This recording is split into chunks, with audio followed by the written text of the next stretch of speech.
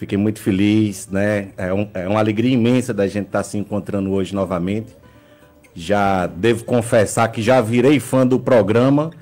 Queria dedicar esse poema que também vou declamar amanhã, que se chama Casa dos Meus Avós, que diz assim: essa casa dos meus avós, minha lembrança querida, consigo escutar a voz da infância de minha vida.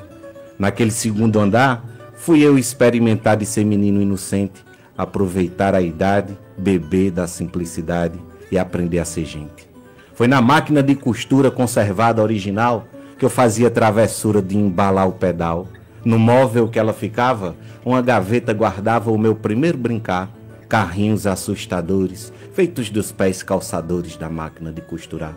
Se aquela televisão, portal para o outro mundo, me dava a imensidão numa fração de segundo, assistia Chapolin e achava que assim o mal não era verdade. Viajava na besteira, tratando de brincadeira com muita seriedade. Vejo o piso de ladrilho, toda vez que imagino o verde, o branco e o brilho que refletia o menino. Uma das pedras mexia, do desencaixe se abria algum mistério profundo. Gostava de imaginar que aquela brecha ia dar do outro lado do mundo. No som, rádio, disco e fita, muitas peças de encaixe e uma letra bonita com a marca Philco e Itachi. Para brincar de gravador, acionava no sensor 2 botões de uma vez só, os seus nomes Rec e Play, que eu felizmente gravei da casa de minha avó. O cheiro que a casa tinha até hoje me perfuma, uma mescla de cozinha com casa que se arruma. No dia de faxinar, eu via o som tocar Maciel e Gonzagão. Foi essa a minha cultura de conceber a mistura de olfato e audição. Era comum de juntar 2 camas de solteiro para poder encaixar no bojo do mosquiteiro. Assim a gente dormia. E o dia amanhecia na maior felicidade. Era eu e meu irmão. Sonhei com o meu colchão, me acordei com saudade. O meu avô, muito austero e ao mesmo tempo gentil, ainda hoje é o que eu quero para o futuro do Brasil. Seriedade e amor, voz bonita, bom humor, sertanejo de olho azul. O meu pai de criação me ensinou que o sertão começa no Pajeú. Vovó, a minha princesa, da nobreza do Maitá, me ensinou a natureza numa caneca de chá.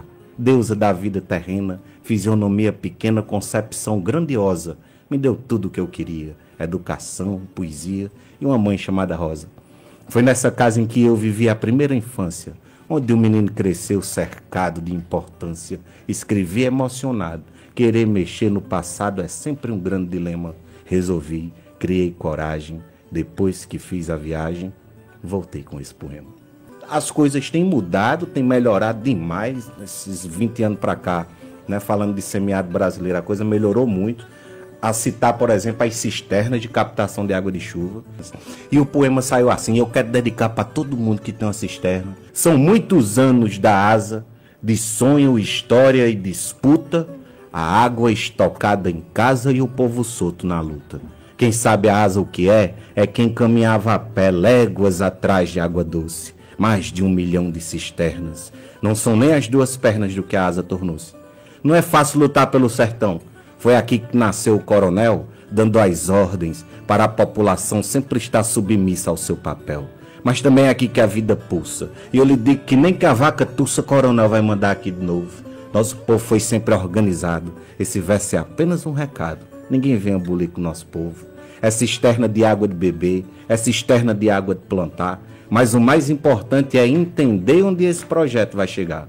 Não é só a cisterna construída, cada placa botada é como a vida nos dizendo para ser conjuntamente. Ao cavar o buraco com a mão, a família sabia que o sertão ia ter um futuro diferente. Ninguém vai mais embora para o sul, só se for por querer, não para fugir. Nosso povo ficou no Pajeú, não vai mais se humilhar fora daqui. Cariri, Araripe, Moxotó, Borborema, Guaribas, Siridó, o sertão é um só, porém diverso. Cada canto de gente reunida é sinal que aqui tem tanta vida que só cabe um pedaço nesse verso. E a asa aumentou o desafio de enfrentar a pobreza e o racismo e entender seu papel para o Brasil não cair na tucaia do fascismo. Dar as mãos para a força feminista, perceber que poder tem o artista e o que tem que, enfim, ficar para trás. Nosso povo é indígena, preto e mestiço e contém o eterno compromisso de lutar e erguer o véu lilás. Que o futuro da asa seja pleno, como foi seu passado tão perene, ocupar as paredes da Sudene e mostra o quanto o sertão não é pequeno. Nós estamos em Baza, como fosse o telhado de uma casa, quando fica bonito para chover. Cada calha que existe é uma mão aparando o que chove no sertão para o povo ter água de beber. E lembrando do versinho que você me disse, era um poetinha que gostava de fazer uns versos e foi chamado para cantar na rádio, né?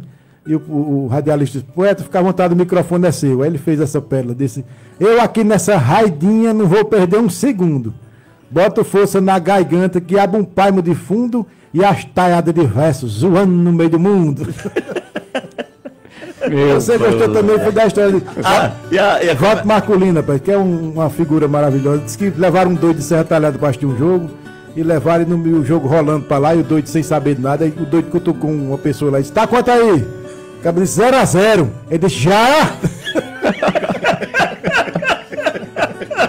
Precisa fazer a propaganda, né? Sigam lá, Caio Menezes. Me sigam no Instagram, de vez em quando eu boto uns poemas por lá, pra gente ir espalhando a brasa. Vou encerrar com um poema que tem aberto muitas portas para mim. As pessoas gostam demais, me procuram, me escrevem, agradecem por eu ter escrito esse poema. Quero dedicar a todo mundo que está nos escutando.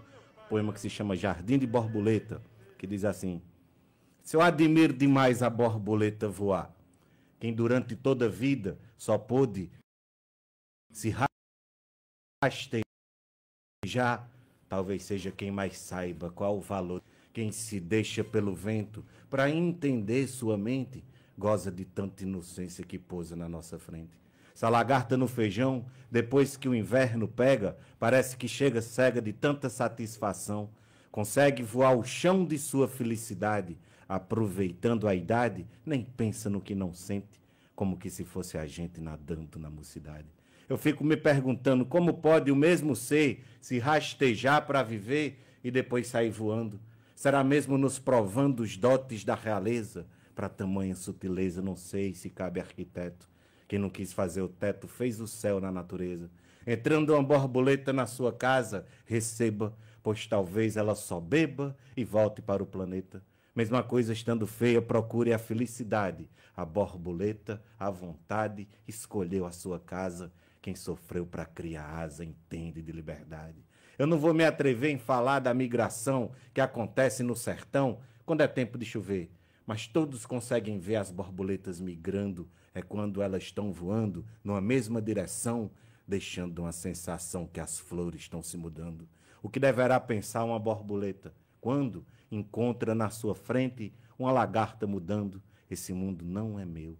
Deixa ele lá se pensando. Não tem coisa melhor que ir chegando numa casa que vive do roçado e o cheiro do milho cozinhado já está no terreiro se espalhando. Como que se estivesse convidando a pessoa que chega para entrar. Quem não teve o prazer de visitar uma boa família do sertão vai morrer sem saber que o coração é o melhor canto de se aconchegar. Eu defendo o meu sertão, que após a terceira chuva começa a passar saúva nas plantações de feijão. E o camponês ergue a mão para receber energia, sai para o trabalho de dia, só volta de tardezinha, quando plantou batatinha, feijão, milho e melancia. Defendo um semideserto de chuva pouca e tardia, juntar no final do dia a vizinhança por perto, pois um da outra é coberto de respeito e oração, que se um tiver feijão, a outra tiver arroz, cozinha um baião de dois para começar o baião. Muito obrigado, Luiz. Muito obrigado, Marquinhos. Obrigado, Maurício. Obrigado, Caio. Obrigado a todo mundo que está em casa aí nos escutando.